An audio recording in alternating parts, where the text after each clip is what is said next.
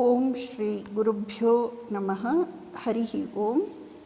ಶ್ರೀಮಾತೆ ಶ್ರೀ ಶಾರದಾ ದೇವಿಯವರು ಹೇಳುತ್ತಾರೆ, ಸನ್ಯಾಸಿ ತ್ಯಾಗದ ಆದರ್ಶವನ್ನು ಎಂದಿಗೂ ಕೆಳಕ್ಕೆ ಎಳೆಯಬಾರದು.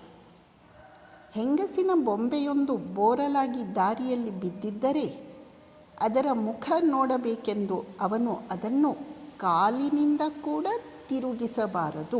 ಶ್ರೀಮಾತೆಯವರು ಹೇಳುತ್ತಿದ್ದಾರೆ, ಸನ್ಯಾಸಿಯ ಆದರ್ಶ 100ಕ್ಕೆ 100 ಕಾಮಕಾಂಚನ ತ್ಯಾಗ. ಆ ಮಾರ್ಗದಿಂದ ಅವನು ಒಂದಿನಿತೂ ವಿಚಲಿತನಾಗಬಾರದು. ಬಳಿಕ ಹೇಳುತ್ತಾರೆ, ಸನ್ಯಾಸಿ ಮೋಹಕ್ಕೆ ಅಸೂಯೆಗೆ ಒಳಗಾಗಬಾರದು. ಅವನು ಎಲ್ಲ ಪರಿಸ್ಥಿತಿಗಳಲ್ಲೂ ಒಂದೇ ರೀತಿ ಇರಬೇಕು.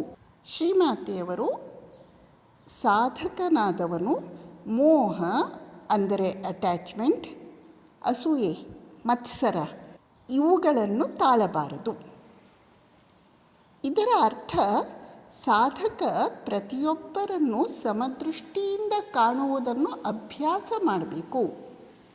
ನಾವು ಎಲ್ಲರನ್ನೂ ಸಮದೃಷ್ಟಿಯಿಂದ ಕಾಣುವುದನ್ನು ಕಲಿಯಬೇಕಾದರೆ ಪ್ರತಿಯೊಬ್ಬರ ಆಂತರ್ಯದಲ್ಲಿ ಭಗವಂತನಿದ್ದಾನೆ ಎಂದು ಭಾವಿಸಬೇಕು.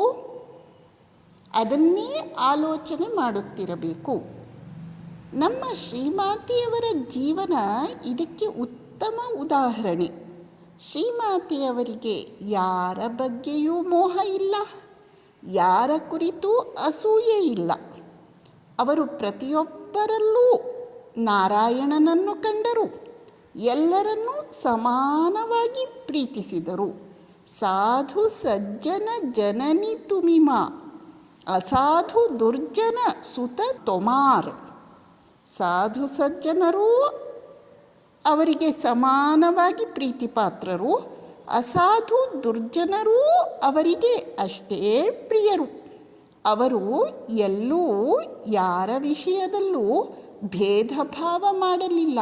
ಕಾರಣ ಅವರು ಹೊರಗಿನ ಒಳ್ಳೆಯ ಕೆಟ್ಟ ಮುಖವಾಡಗಳನ್ನು ನೋಡಲಿಲ್ಲ, ಆಂತರ್ಯದಲ್ಲಿರುವ ಪರಮಾತ್ಮ ವಸ್ತುವನ್ನು ನೋಡಿದರು. ತಮ್ಮ ಜೀವನದಿಂದ ಶ್ರೀಮಾತೆಯವರು ನಮಗೂ ಕಲಿಸುತ್ತಿದ್ದಾರೆ, ನಾವು ಮೋಹಕ್ಕೆ ಅಸೂಯೆಗೆ ಒಳಗಾಗದೆ ಎಲ್ಲರನ್ನೂ ಸಮದೃಷ್ಟಿಯಿಂದ ಕಾಣುವುದನ್ನು ಅಭ್ಯಾಸ ಮಾಡಬೇಕು. ನಮಸ್ಕಾರ.